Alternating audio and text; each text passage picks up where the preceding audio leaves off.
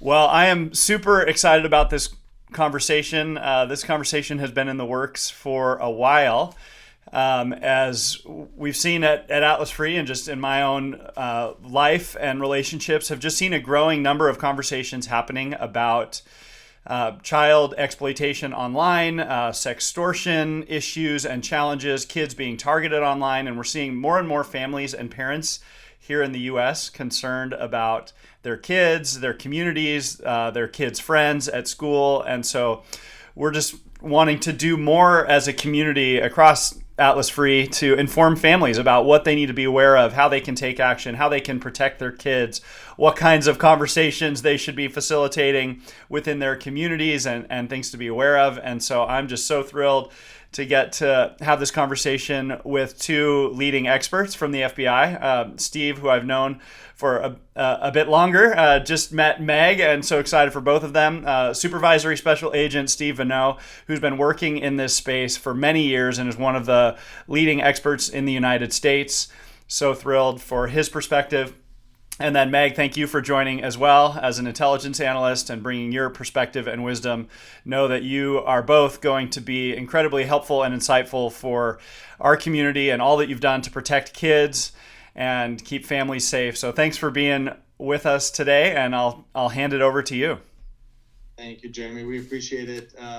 It's important to us to get the word out on these topics because being in the dark is one of the things that allows the bad actors to continue to be prevalent and effective in what they're trying to do. So again, thank you. We are going to walk through some a basic agenda today where we're going to just talk about why the FBI and how the FBI gets involved in these things. We'll talk a little bit about the different crimes that we investigate. We will talk further about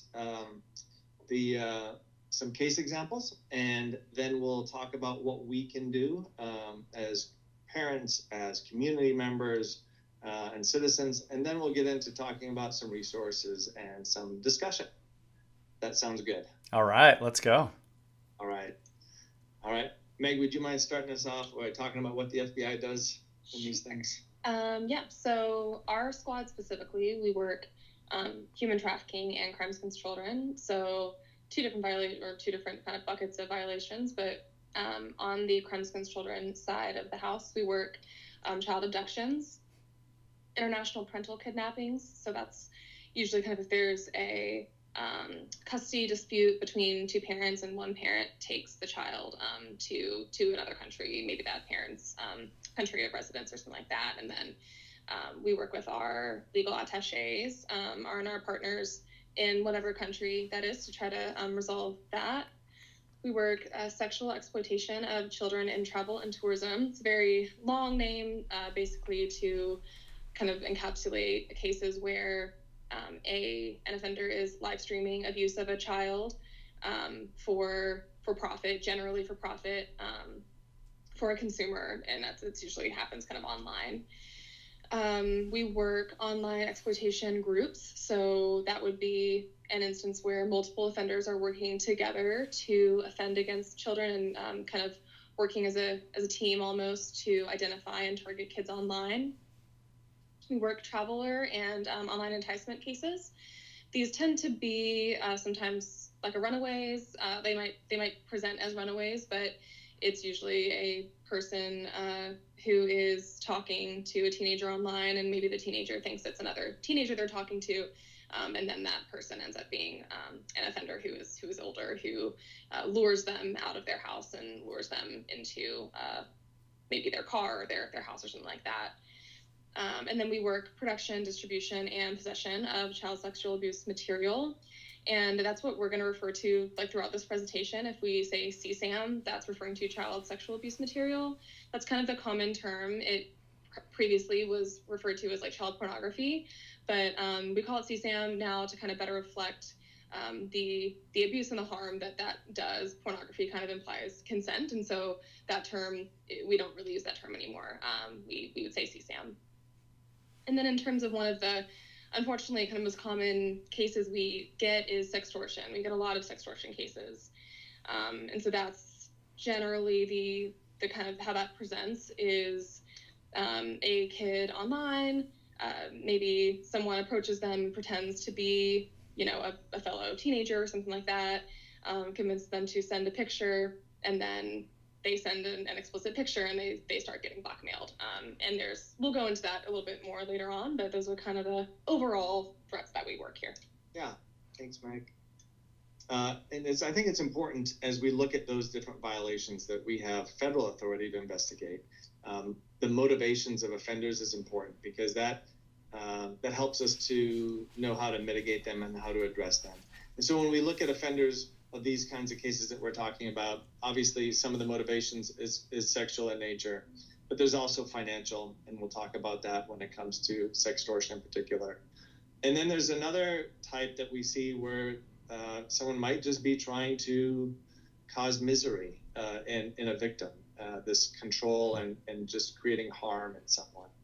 And then lastly, sometimes we see a threat of ideological or recruiting by, we see this in terrorism organizations where they target youth to try to win them over to do their bidding. So those are just some of the motivations. We're going to focus today on the top two and the third just a little bit.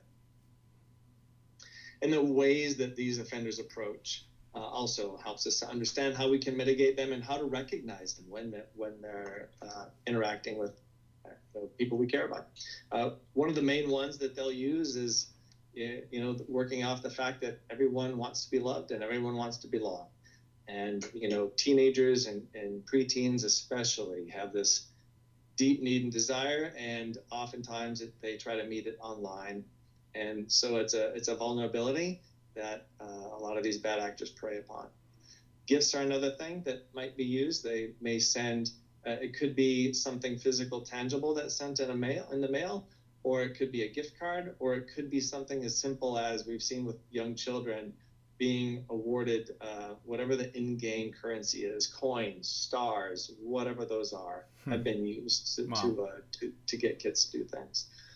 Selling a dream, we've seen recruiting. Hey, if you connect with me, I can bring you to your dreams. We can go do these things that you've always wanted to do. So some kind of dream selling. And then, of course, the darker side, we see blackmail, and we'll talk a little bit more about that. And then, of course, the context for all of these things, and the reason we're talking about this today, is the online platforms that afford all these offenders access to kids and potential victims. So I want to show you a video. This is a video put out by a nonprofit called Thorn. And this video does just a great job of introducing this topic of sextortion. Okay, so you did a thing. You sent a picture of yourself with no clothes on. Something you thought wouldn't be shared. And in a polite society, cats wear clothes, right? Anyway, it seemed like a good idea at the time. But now things have gone wrong. Terribly wrong. Maybe you shared the picture with someone you loved and trusted, but after a while, things weren't so friendly. Or they said they'd help you become a star, but they just wanted to use you. Or maybe you met someone online and they really seemed to understand you, but then it got weird, and it turned out to be someone totally different. Now the person you shared the pic with is demanding more and threatening to tell. That's sextortion. Yep, that's a thing. The perpetrator relies on you feeling ashamed and keeping quiet. But they are the ones who should be ashamed. What they are doing is wrong, and it's never too late to find your voice to ask for help, or too early to reach out to your friends to tell them you'll be there no matter what. In fact, you can stop sextortion before it starts by talking about it now. With support, you can do anything, and you can focus on the important business of being cats. So tell your closest friends today you've got their back no matter what.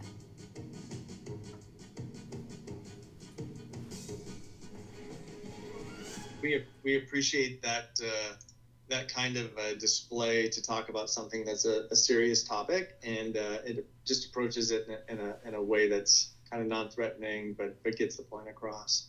So when we talk about sextortion, of course, we're talking about, as Meg put earlier, when someone is typically tricked or coerced or some other way provides some kind of image that is sexual in nature, and then the person receiving it comes back and is either demanding additional images or seeking monetary reimbursement or monetary facilities, whether that be gift cards or, again, it's usually gift cards or cash app transfers or those kinds of things. So, and we do see amongst the sexually motivated sextortion, by and large, the victims are girls.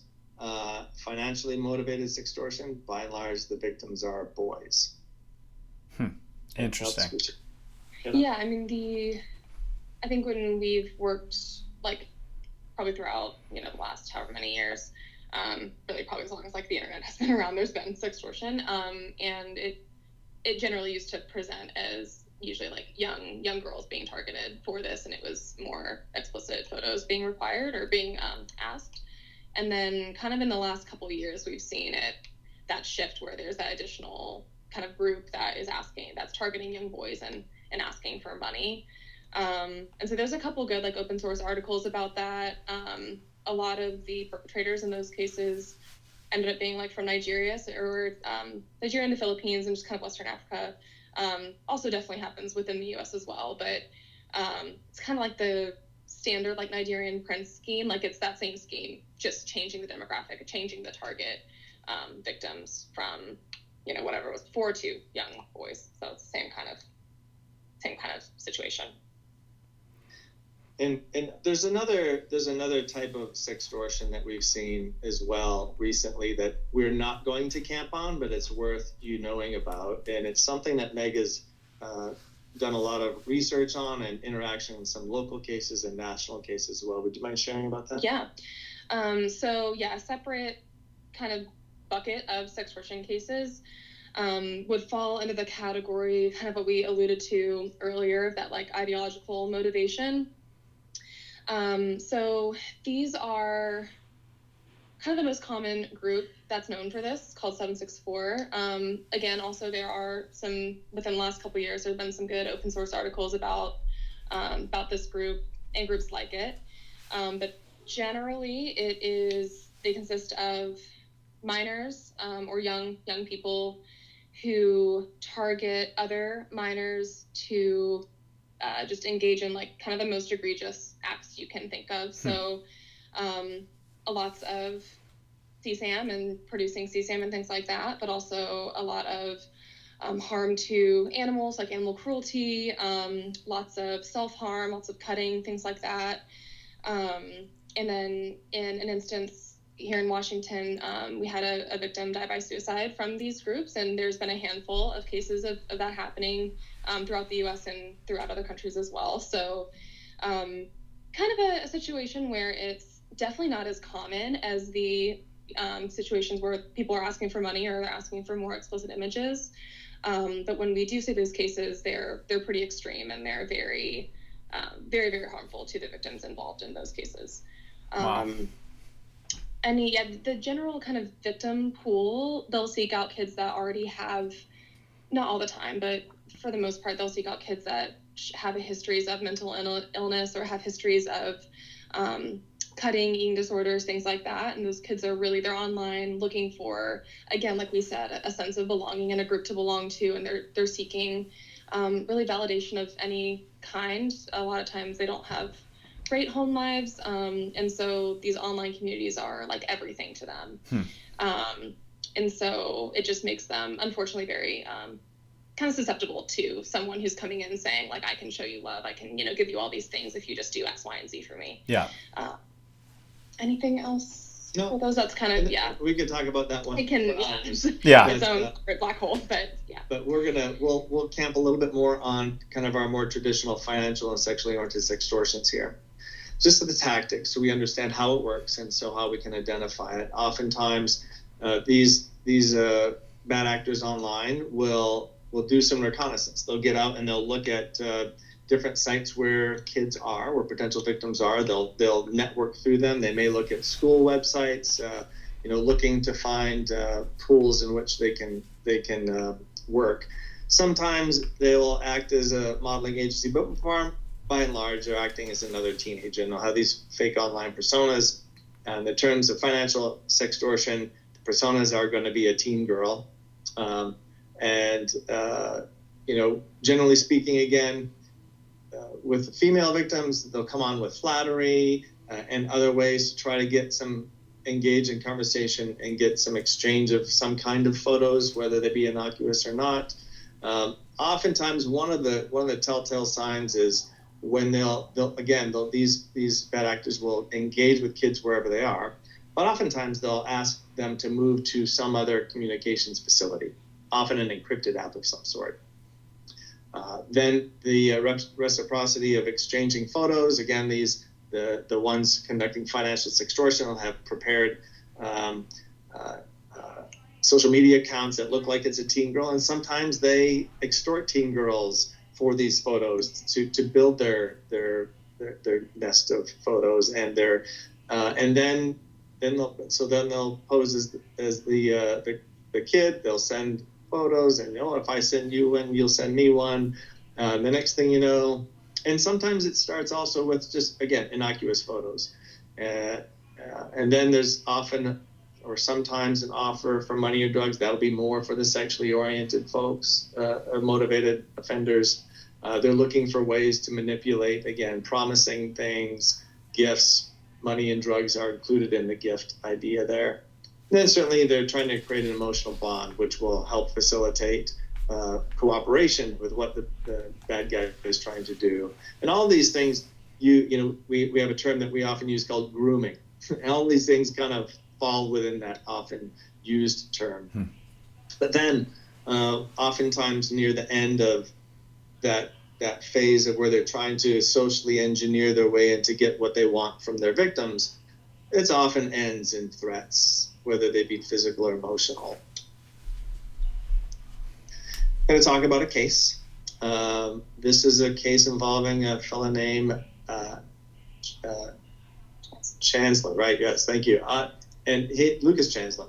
He was a 30-year-old out of Jacksonville, Florida, but he pretended to be a 15-year-old boy or a 15-year-old boy online. So he'd go out meeting girls online, talked about being a skateboarder, and he would often try to approach with that, relational, trying to connect with girls that way. At some point, he would also use different online, there's some apps out there or some platforms where you can do like random chats with people, and he'd go on there. And there was a couple instances where he would meet, in one instance in particular, a group of girls who were having a sleepover, and they never thought they'd see him again. And he convinced them to, lift their shirts up. But he was screen recording that whole bit, that whole time, and then was able to kind of come back at them and identify them and intimidate them after that.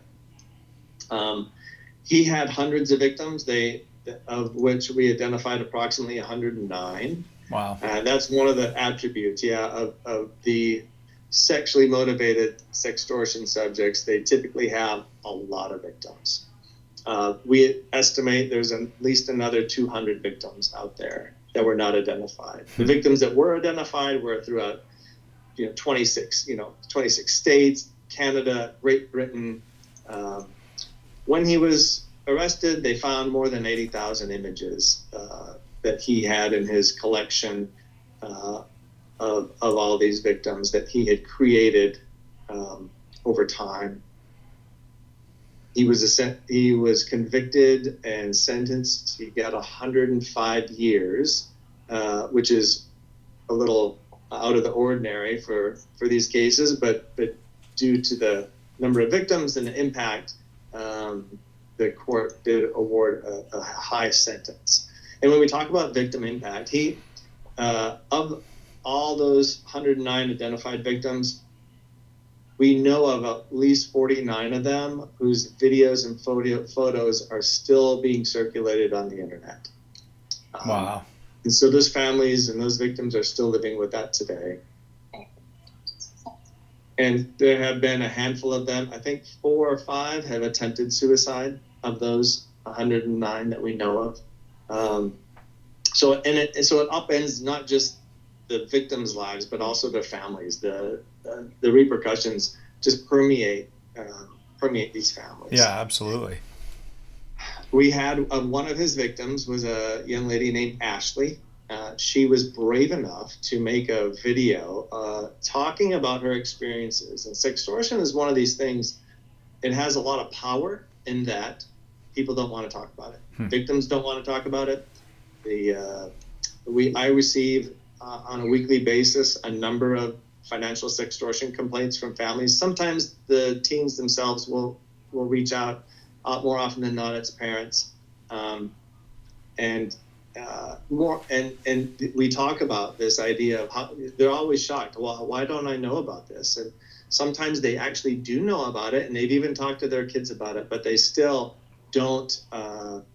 It still doesn't resonate. But we have this rare insight into one person's experience and what she was thinking in the course of this and what impact it's had on her. So I'd like to share that with you now.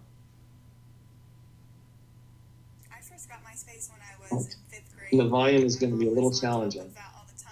Can you all hear that? Yep. And just don't talk to strangers and people you don't know. And then, so there's always that fear in my head, but nothing this could never happen to me. I'm Ashley, this can't happen to me, I'm normal. But little did I know that I ended up getting terrorized, is the only way I can think of it, by this guy. I just remember getting this message that the subject line said something about naked pictures and that he has of me. I didn't know who he was. I didn't want to answer it or even open it up. It was never me believing that he was some charming 16-year-old older boy or something that I could be talking to make a relationship out of. It was never like that. It was pure business, it felt like. It was an exchange. I gave him the pictures and I got to keep my reputation. He was not going to stop, and he was set on sharing my picture with whoever he could to ruin my reputation.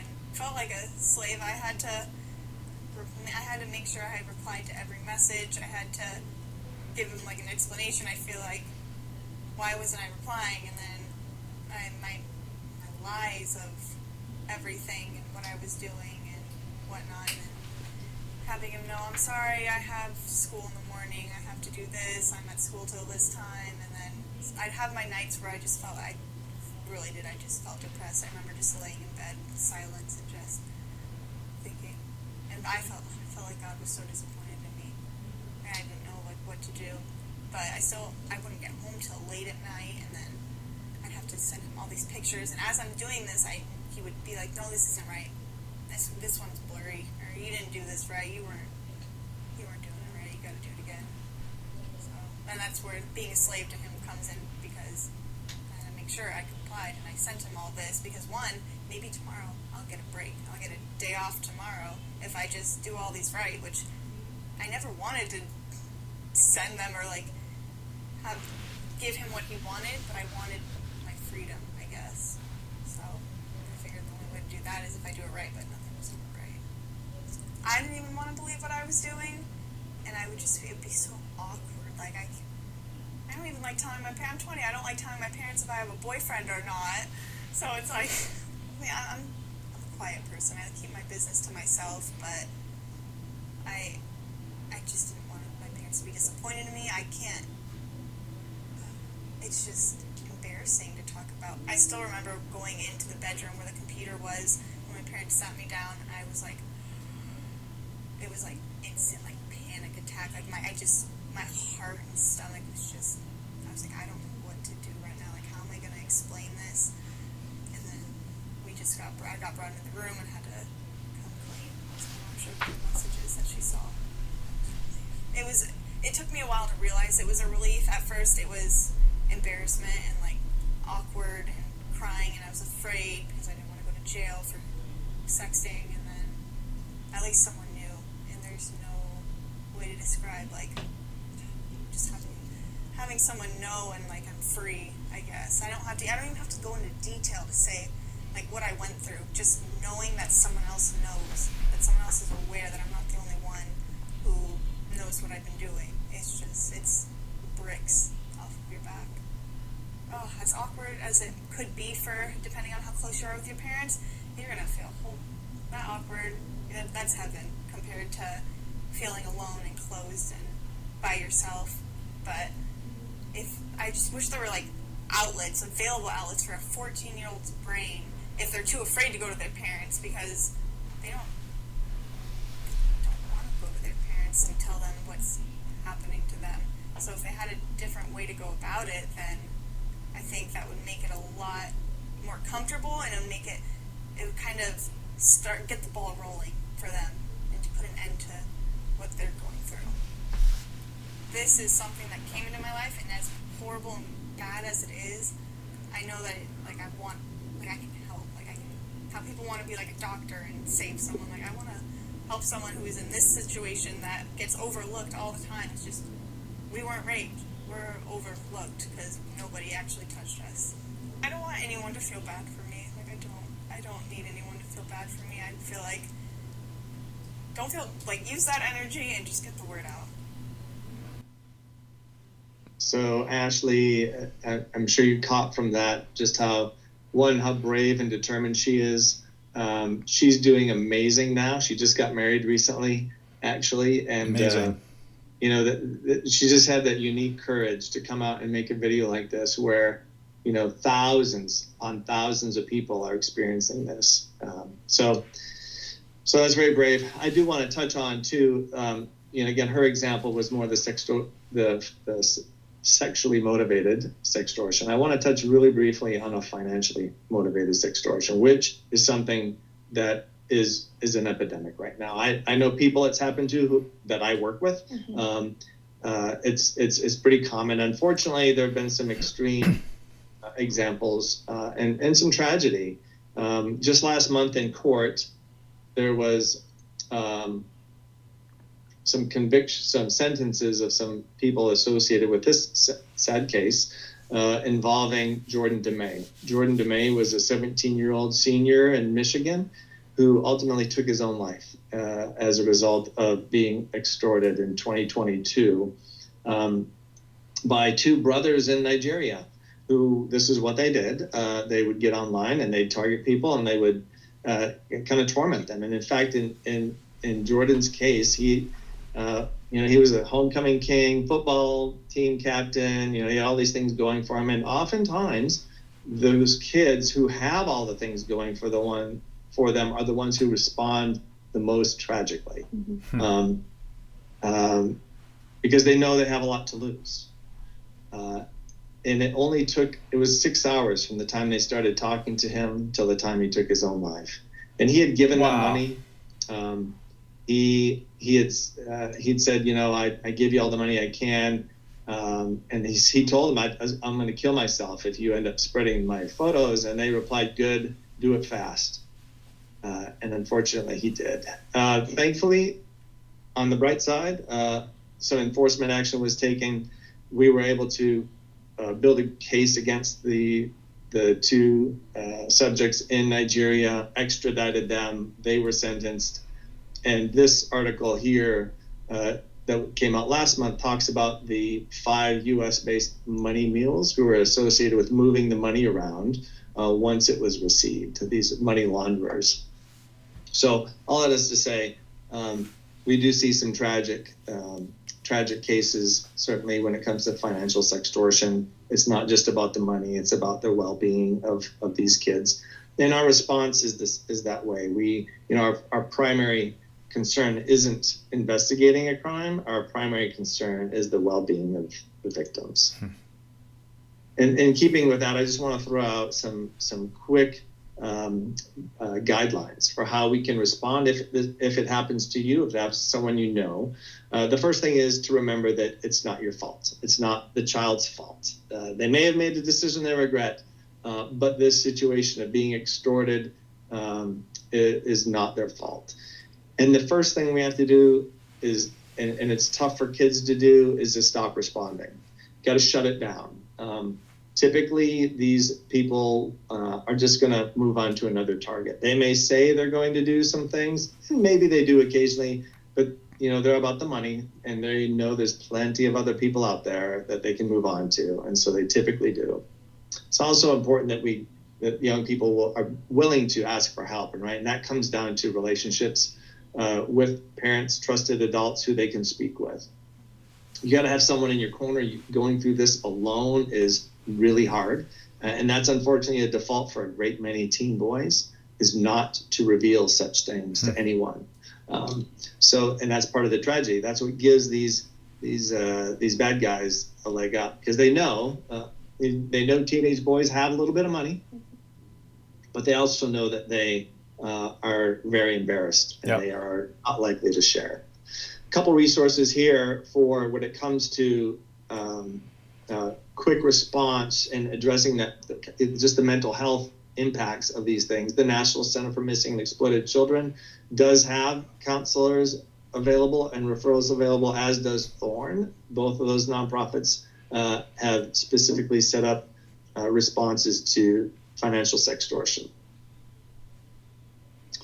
Then we also want to try to, practically speaking, we want to try to block the suspects.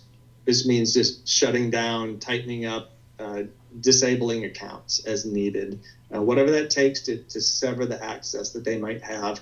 And keep in mind, they've done some in the course of the grooming process. They usually will get the victim to share their friends, so they'll know who some of those people are. They may reach around to some of those friends or family and try to intimidate them. Saving screenshots, if we're going to have evidence that we can use in the case, those screenshots are helpful of the dialogues that there may be, of any images that were shared. Those could be evidence. And then, of course, we want to report those accounts. I find while reporting to law enforcement is used, the quickest impact to get our bad guys shut down is reporting directly to the platforms where this is taking place, whether that be Instagram, Snapchat, TikTok, or elsewhere. All right, what can we do to harden ourselves as targets, our kids as targets? The basic security things that we all, as adults, probably know about. We want to make sure we're updating our software. We're not open to those vulnerabilities. We've heard of instances where hackers have or subjects have hacked into a victim's computer and through their camera and turned their camera on to get photos that way. That's rare. Having a camera covered can prevent that. You're being careful in using public Wi-Fi, changing your passwords, using strong passwords, using that two-factor authentication, multi-factor authentication, not clicking those links that you can't trust. All of these things, setting up alerts for accounts to see, for accounts that have that ability to show when there's been questionable access. All of these kind of basic things are important. Within our social media, we want to make sure that we understand what kind of settings are engaged. Oftentimes default settings are maybe more public than what we want. So we want to get into our settings for those accounts to make sure that we're only sharing what we want to share with who we want to share it. Certainly our profiles and bios, how much are we putting forth to give someone who might be trying to approach us as a potential victim? Even our picture backgrounds, right? And pictures we post can be used to identify what school we go to, where we live, which can give someone additional intelligence in networking to try to build this intimidation. And then we, of course, when we're streaming, you never know what someone is recording on the other side. So we have to be conscious of that. Even with apps that may purport to have some level of anonymity or security, these days, anything can be captured. So aside from those specific responses to online and those specific mitigation techniques, we have just a few other resources we want to throw out there for people who may find themselves in a position where they have images of themselves that may have been posted to websites. We hear about this often nowadays, typically from later teens, maybe young adults, who said, when I was 15, 16, I took these pictures, I shared them with someone. Now they're finding their way onto Pornhub. those kinds of things. So we thankfully have some resources now. If the pictures were taken when the person was a minor, Take It Down is a site that the National Center for Missing and Exploited Children has stood up to help facilitate working with those specific platforms in removing that kind of imagery. And if the imagery was taken when you're an adult, the Stop NCII, Stop Non-Consensual Intimate Images.org, is another tool that anyone can use to help get those images taken from these other websites. And I'll just throw out just a few more resources, and then we can talk a little bit. Certainly, FBI.gov has some resources about if you want to learn more about these kinds of crimes, get examples and more steps we can take to mitigate these actions. This National Center for Missing and Exploited Children has a lot of data available and a lot of training materials available. And then Meg brought up the Surgeon General's report on social media and youth mental health, which did a good deep dive into what impacts social media has on our children now, and how it can be negatively impacting. Things we have to be aware of as parents, not just criminally, but certainly just from a mental health perspective. That is our presentation, and I know there are some questions. We kind of breezed through that. There's all of those things we could have talked about for a very long time. Yeah, absolutely. Well, thank you so much for, one, the work that you do to combat this. And, it's something that I think is obviously so important and heartbreakingly on the rise in the era of technology. And so maybe that's one of the areas that we could touch on and unpack. So, you mentioned the comparison almost to the old Nigerian email scams.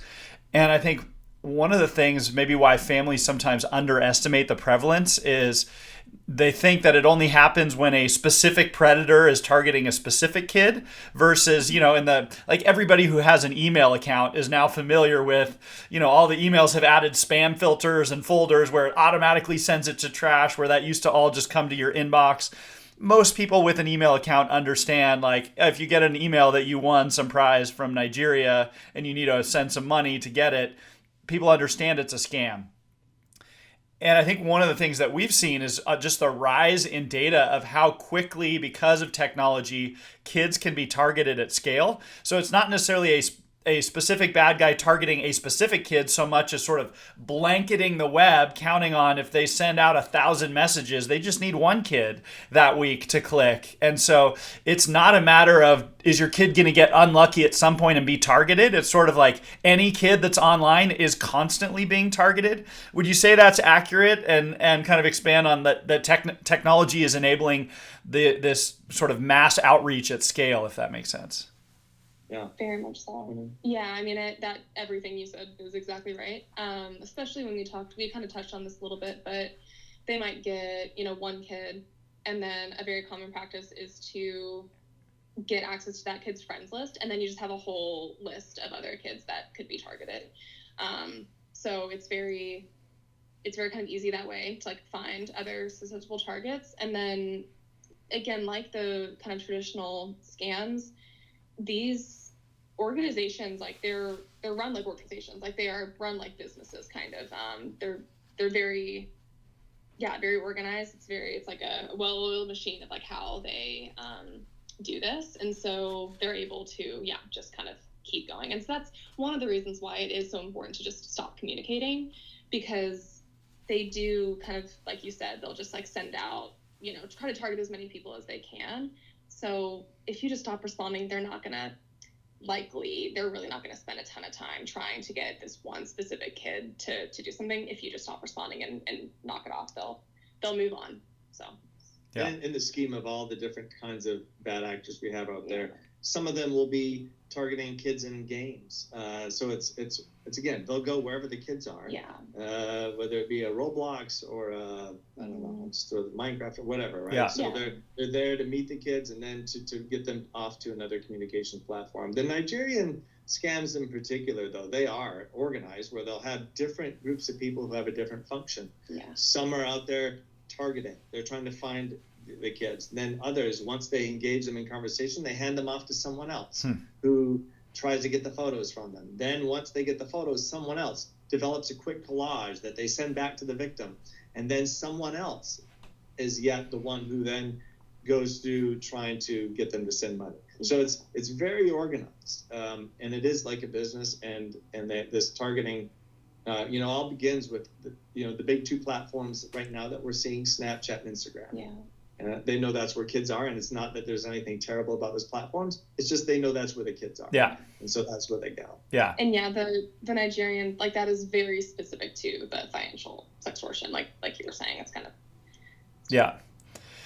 And obviously there's a spectrum as it relates to our work, where we see some of those situations where it is the sort of specific predator that's actually trying to groom kids online with more of a trafficking intent. And we've seen that with kids that run away to meet up with somebody that they were groomed online. So that's obviously a specific sort of side of it starts online and moves in person. I would guess that's less common than sort of the sextortion and online, where it's an online, the person's behind a screen, they're never meeting up with the victim. But how do you see those two sort of things, where it starts online and becomes some kind of in-person exploitation, or there's an in-person goal or destination for the perpetrator, versus sort of the sort of purely online sextortion and exploitation? Yeah, those are those are both very valid crimes that we work, and there's sadly plenty of that too. The in-person, we call that enticement. Yeah. By our federal statutes, and so we see a fair amount of that, and it's often with kiddos who run away. A lot of our runaways are when we get reporting from local law enforcement about a young teen who's run away. Our first thought is, okay, were they running from something or to something? And was it a two? Was it someone online that they met? And we've seen it. We've had a bunch of cases, certainly, where we see that those things kind of don't end well with a kid who runs away. But yeah, right. I mean, these days, traditionally parents are often worried about letting their kids go play in the park because they think someone might come and grab them. Where now, they're kind of served up online and they're broadly available to these people who would be predators to try to bring them to them. They can almost order them up, if you will. Yeah, absolutely. Again, it's a lot of kids that are kind of, again, seeking that validation. They're seeking belonging. They're seeking friendship. And then it ends up being the person they're talking to is not who they think they are. So that is often kind of the case. Yeah. Are there things that you would, just based on your experience in talking with families and sort of being the one that's there taking the call, and maybe for those families some of their hardest moments where they've learned about it, and that but are there things that you would encourage parents to do before it gets to that point, in terms of whether that's families you've seen do this well, or communities or schools you've seen it, where it's, how do you start those conversations early to say, hey, it's not an if, it's a when. Like, there are predators everywhere where kids are online. You have to assume that there are predators there, and they're looking for those who take the bait. Have you seen people or communities do that well? That's a great question. Yeah, I mean, I think so much of it is just making sure that your kids know they can come to you, and make sure your kids know that, like, they're not going to get in trouble if they come to you for something like this, because so many kids are just afraid that they're going to get in trouble and that they've done something wrong. Like Steve mentioned, like, we'll get reports where the kid clearly has written it in themselves and said in the report, like, please don't tell my parents, I did this thing. So wow. That's really heartbreaking, I think, to see, because obviously they are not getting in trouble for this, but that's just something that they believe, and that's a hurdle that they have to get over, that we have to get over, to saying, like, no, you're not in trouble, like, the person who did this to you is the one who's going to be in trouble for it. But knowing that they have an adult, whether that adult is their parent or whether it's an older sibling, a cousin, a coach, like a supportive community where they know there's someone they can go to who's going to help them out. Yeah.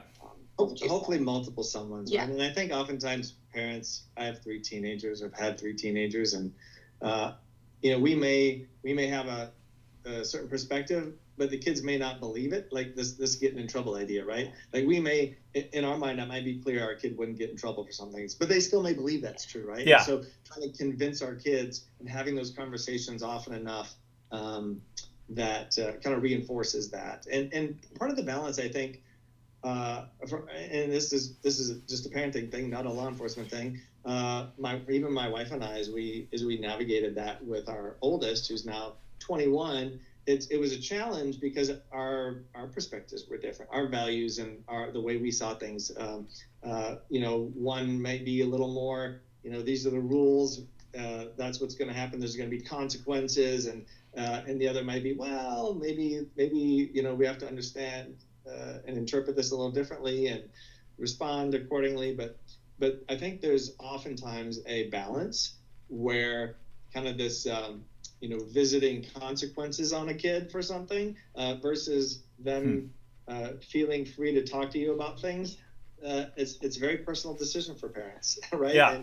And it's challenging. So I throw that out there as we recognize it's hard. Yeah. I think something else too is just being familiar with the apps and the games and stuff that your kids are on. Like maybe not, again, it's going to be so different from parent to parent, and maybe like helicoptering over them all the time is not the answer, but just knowing how, like if they're playing Roblox, familiarizing yourself with what that game is, what kind of capabilities do people have in that game? Can your kid's account, is it set up so that anyone can message them? Is it set up so that there are some parental controls that, again, kids can pretty easily get around parental controls, but still like making sure that you kind of are aware of the different settings with any, those games and those apps and stuff. So your kid can't, be like, no, it's safe, I promise. And then they're, messaging whoever they want. Yeah. And I think it's a blend, right, of using those technological tools that are available. Some people use monitoring software. I didn't do that myself. Yeah. I didn't have it in me to check on it. We did spot checks with our kids, but we have all these technical tools available, and I think they're great to use. But they got to be coupled with what we've been talking about, this kind of the dialogue. We can get the culture we're creating of being able to have a conversation. So those two things together. Yeah. Well, and I think one of the things I've realized as my kids are getting older is, one, the technology is changing so fast that trying to stay on top of like having the latest filter and catching all the stuff with sort of the technological blockers. I don't know a single parent that feels confident in their ability to run technological interference. And then even if you're like the world's greatest technologist, super parent, amateur hacker that can stay ahead of your kids' technology, they still have friends that are hanging out on the playground or after school before sports practice. And so there will never be enough technological interference that can compensate for not being engaged in conversations with your kids and with their communities, and even going that next level of how do we encourage our kids to be talking to their friends, to break that ice, to help those kids know, because a lot of those kids aren't going to be in a context where parents are proactive, and they don't know that if they're in those spaces. I mean, I've been around this work long enough to know that if kids have access to social media platforms, to chat rooms in video games, it is not an if, it's a when. I mean, it really seems to be, and I know even some state attorney generals did some experiments with creating kids' accounts, and it was within hours, the majority of those accounts were being targeted by adults posing as children and as predators. And so it's part of why I wanted to have this conversation, is we're just so passionate about parents being informed and our community being proactive. Not relying on technology to be that stopgap. Yeah, no, that's exactly right. It's got to be a combo. Yeah. Well, and in terms of, if a parent finds themselves in this situation with their kid, or their kid's friend, can you just run through, I know you covered that a little bit, but some of those critical things to do in terms of, who do you call, and sort of what some of those steps are for parents that are sort of in the heat of the moment, in that moment of panic of, oh my word, what do I do? How do I help my kid? He's been targeted, or she's been targeted. What are some of those next steps?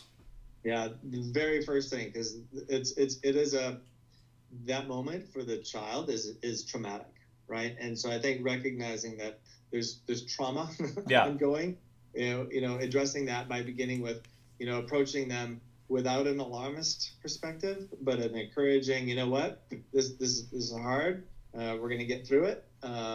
You're not in trouble. I mean, those are the big key messages. And I'm here for you. We're here for you. Yeah. And then from there, it's just shutting it down, moving to shut it down. And that means blocking accounts. It means sometimes changing phone numbers, sometimes not just disabling account, deleting accounts, or whatever it takes for whatever is involved.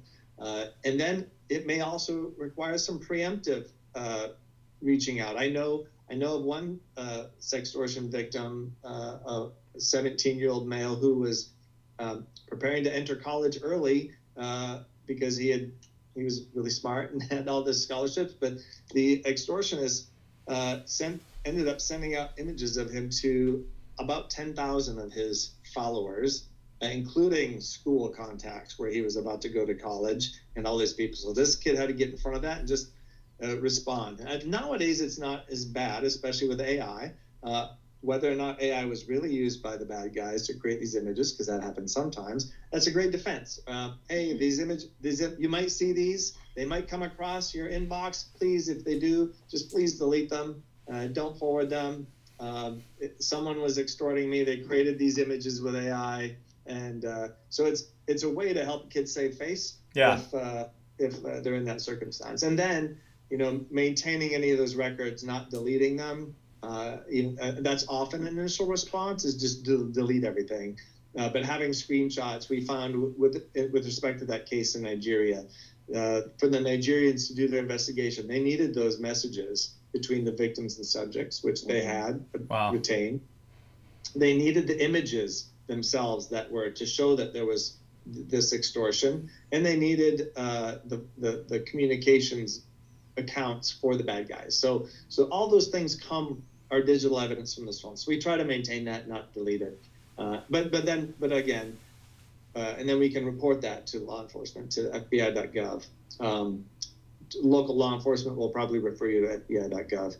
But then more importantly, just making sure that the victim, the child, gets the help they need. Yeah. And then for that Take It Down resource from NCMEC, I think you have to have the original image that was shared. That's a good point. So the way that Take It Down works, and those websites, when they're trying to remove these images, they work off hash values. They're not asking you to send them a copy of this image that's illegal to send. Yeah. They will help you figure out what the hash value is for that image, and then you can provide that to them. Then they can scour their systems for that image and remove them. Yeah. No, that's super helpful. Well, I just want to thank you both for the courage to do this work. This is some of the most challenging and heartbreaking work that there is, to see kids taken advantage of and exploited in this way. And I just have so much respect and admiration for people willing to fight that fight for all of us and for all of our kids and our community. So thank you for your leadership and hard work and persistence and determination. And thanks for making the time to share with our community this important information. And we hope that it spares heartbreak for families down the road as well. So just want to thank you. Oh, it's our pleasure. Yeah, and thank you. Thank you for all the work that you all are doing and your organization's doing as well. It's all part of it. So thank you. Exactly. Appreciate Thanks it. for helping word out. Yeah. Absolutely.